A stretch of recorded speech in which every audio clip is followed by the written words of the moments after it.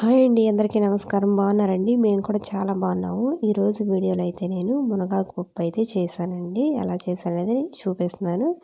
So, ఇంకా ఒక cup అయితే కందిపప్పు తీసుకున్నాను. ఇవైతే శుభ్రంగా ఒక 2, 3 సార్లు కడుక్కుంటే సరిపోతుంది. ఫస్ట్ టైం అండి నేనైతే. ఫస్ట్ టైం కాదు, ఈ ఇయర్ అయితే ఫస్ట్ టైం. లాస్ట్ ఇయర్లో నేను ఒకసారి వండాను అంతే. సో, మునగాకు కారమైన పప్పు అయినా చాలా బాగుంటుందండి. నేను ఇప్పుడైతే పప్పు చేస్తున్నాను. 2, 3 సార్లు అయితే కడిగేసుకొని ఒక లోట వాటర్ అయితే పోస్తున్నానండి పప్పులో.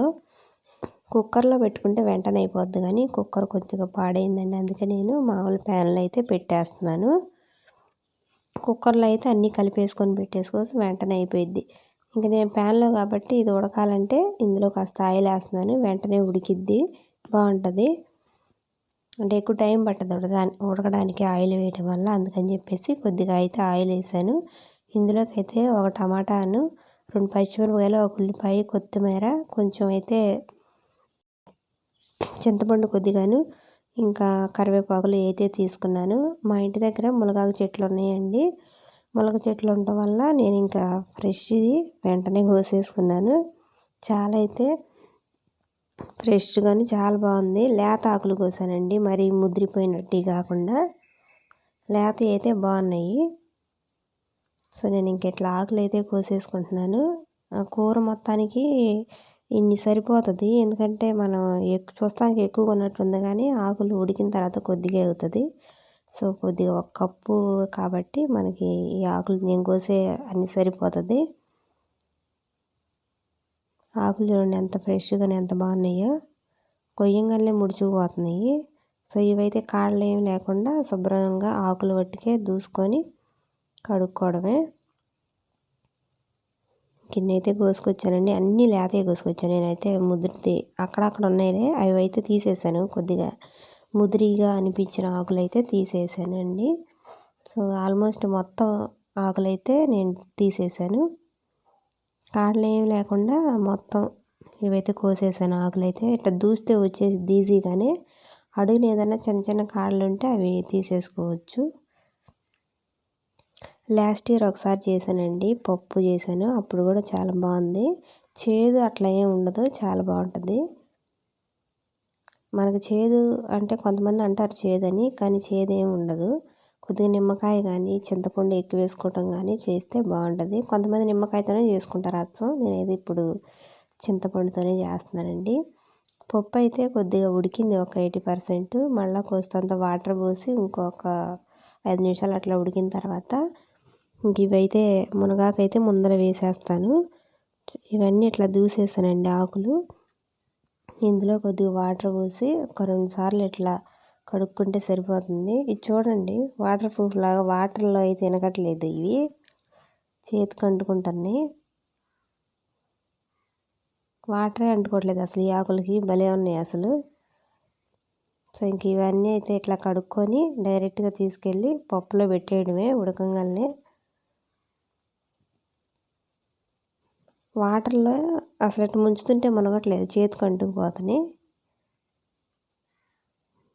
మునగాకు కారం కూడా బాగుంటుందండి, అది కూడా చేస్తాను త్వరలోనే, వీడియో కూడా పెడతానండి. ఇంకా పప్పు ఉడికిన తర్వాత ఈ ఆకులు తీసుకెళ్ళి ఇంకా అందులో వేసేస్తున్నాను. మొత్తం ముందల ఆకులు వేసుకొని తర్వాత ఇంకా పచ్చిమిరపకాయలు ఇవన్నీ వేసుకుంటే ఉడకటానికి కొద్దిగా టైం పట్టిద్ది కదా. ముందలైతే నేను ఆకులే వేస్తున్నానండి. చాలా బాగుంది పప్పు అయితే, చాలా టేస్ట్ కానీ చాలా బాగా కుదిరింది. మీరు కూడా ఎవరన్నా చేయాలనుకుంటే ట్రై చేయండి. సో, కొత్తగా ఎవరైనా మా ఛానల్ చూస్తున్నా సబ్స్క్రైబ్ అయితే చేయండి. సో, ఇంకా టమాటా ముక్కలను పచ్చిమిరపకాయల ముక్కలు అయితే వేస్తున్నాను. ఉల్లిపాయలు కూడా కొన్ని వేస్తున్నానండి, కొన్ని తాలింపులోకి అయితే ఉంచాను. ఉల్లిపాయ ముక్కలు కూడా కొన్ని వేసేసి ఒక్కసారి అయితే బాగా కలుపుకుంటే సరిపోయిద్ది. వాటర్ లేవు కాబట్టి కొద్దిగా అంత వాటర్ అయితే వేస్తున్నాను. టమాటాలు ఉల్లిపాయల్లోంచి వాటర్ వస్తాయి, అందుకే నేను కొద్దిగా వేస్తున్నాను. వేసి మూత పెట్టేసేసి ఉడికేస్తున్నానండి. పసుపు ఉప్పు అయితే కొద్దిగా ఉడికిన తర్వాత వేస్తాను. చింతపండు అయితే రసం తీసి పక్కన పెడుతున్నాను. ఇంతైతే సరిపోతుందండి. కావాలంటే నిమ్మకాయ కూడా వేసుకోవచ్చు, అది కూడా బాగుంటుంది. ఇప్పుడు ఇవన్నీ అయితే ఉడికినాయండి. ఒక 5 నిమిషాల తర్వాత చూస్తున్నాను చూడండి. ఒకసారి గంటతో బాగా కలుపుతున్నాను. ఇదంతా ఉడికిన తర్వాత ఇప్పుడు ఇందులో పసుపు, ఉప్పు, కారం అయితే వేస్తున్నాను. ముందులో వేస్తే ఏంటంటే సరిగ్గా ఉడకవు ఆకులు. సో అందుకని చెప్పేసి కొద్దిగా ఉడికిన తర్వాత ఉప్పు, కారం వేసుకుంటే వెంటనే ఉడికిపోతాయి. ఒక స్పూన్ పసుపు అయితే వేస్తున్నానండి. పసుపు కొద్దిగా ఎక్కువ వేసాను నేను. పప్పులో నాకు అట్లా అలవాటు కొంచెం ఎక్కువ వేయడం. అలాగే సాల్ట్ కూడా ఒక 2 స్పూన్లు అంత వేస్తున్నాను, చూసుకొని వేసుకోవడమే. కారం కూడా ఒక 2-3 స్పూన్లు వేసానండి. మనం తినేదాన్ని బట్టే ఉప్పు, కారం, పసుపు అనేది వేసుకోవడం ఎవరైనా సరే. సో ఇంకెట్లా వేసుకొని ఒకసారి అయితే బాగా కలుపుతున్నాను. కలిపి ఇంకా ఒక 2-3 నిమిషాలు అయితే ఉంచుతానండి. కలుపుతూ ఉంచాను. చింతపండు రసం కూడా ఇందులో పోసేస్తున్నాను ఇప్పుడు. ఈ చింతపండు రసం కూడా పోసి ఒకసారి అయితే బాగా కలుపుకొని ఒక 2 నిమిషాలు ఉంచుతాను అట్లా. నీళ్ళన్నీ ఇంకిందాక ఉంచుకుంటే సరిపోతుంది. బాగా ఉడికిపోయింది కదా, ఇంకా అప్పుడు దించేసుకోవడమే. ఉడుకుతుంటేనే మంచి స్మెల్ వస్తుంది. చాలా బాగుందండి. అసలు పప్పు మాత్రం చాలా టేస్ట్గా వచ్చింది.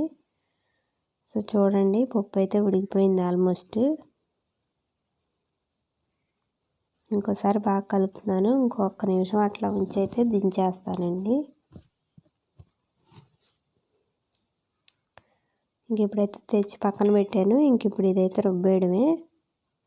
ఈలోపు తాలింపు కూడా వేసుకోవాలి. తాలింపుకి అయితే పక్కన పెట్టానండి అన్నీ రెడీగానే. ముందరైతే పప్పు రుబ్బేస్తున్నాను. వేడి మీద రుబ్బితే వెంటనే మెత్తగా అయిపోయిద్ది.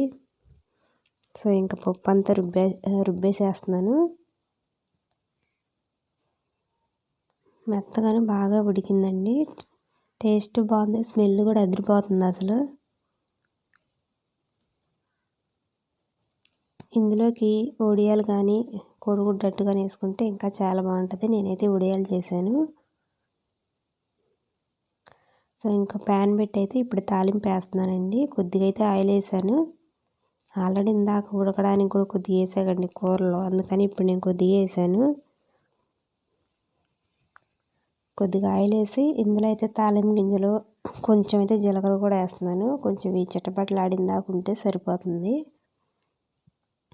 కొద్దిగా జీలకర్ర కూడా వేసి ఒకసారి అట్లా చిటపటలాడిన తర్వాత ఉల్లిపాయ ముక్కలు కూడా ఇందులో వేసేస్తున్నాను. ఉల్లిపాయలు నేను కొన్ని ఎక్కువ వేసానండి. ఎందుకంటే పప్పులో ఉల్లిపాయలు బాగుంటాయి కదని చెప్పి నేను కొద్దిగా ఎక్కువ వేసాను. కొంతమంది అయితే అసలు ఉల్లిపాయలు వేయకుండా తాలింపు వేస్తారు. నేనైతే ఎక్కువ వేస్తాను ఉల్లిపాయలు తాలింపులో. అదేంటి ఎవరి ఇష్టం వాళ్ళది కదా. సో ఇప్పుడైతే కొన్ని పచ్చిమిరపకాయలు కూడా వేసాను. వేసి కొద్దిగా ఎర్రగా ఇందాక ఫ్రై చేసుకుంటే సరిపోతుంది. కరివేపాకులు 4 వేసానండి. వేసి ఒకసారి తిప్పుతున్నాను. కొత్తగా ఎవరైనా మా ఛానల్ చూస్తున్న ఆల్రెడీ చూసేవాళ్ళైనా వీడియోని లైక్ చేసి సబ్స్క్రైబ్ చేస్తారని అయితే అనుకుంటున్నానండి. సో ఇంకా ఫైనల్గా కొద్దిగా కొత్తిమీర వేస్తున్నాను. ఒకసారి అయితే బాగా కలుపుకుంటున్నానండి. ఒక నిమిషం అట్లా ఉంచేసి ఇంక తీసుకెళ్ళి పప్పులో కలిపేస్తే తాలింపు అయితే అయిపోతుంది. పప్పు కూడా చూడండి ఇట్లా ఎర్రగా అయితే ఫ్రై అయిపోయింది. మరీ ఎక్కువగా ఉంచినా కానీ తాలింపు గింజలు మాడిపోతున్నాయి. సో ఇంకా తీసేయడమే అయిపోయింది. ఇదంతా తీసుకెళ్ళి పప్పులో కలిపేశానండి. అంతేనండి, మునగాకు పప్పు అయితే వేడివేడిగా రెడీ అయిపోయింది. చపాతీలోకైనా బాగుంటుంది ఈ పప్పు, ఇంకా అన్నంలోకైనా చాలా బాగుంది. అంతేనండి, ఈరోజు వీడియో అయితే మునగాకు పప్పు, టేస్టీ అయిన మునగాకు పప్పు అయితే రెడీ అయిపోయింది. వీడియో నచ్చితే లైక్ చేయండి, అలాగే మా ఛానల్ సబ్స్క్రైబ్ చేయండి.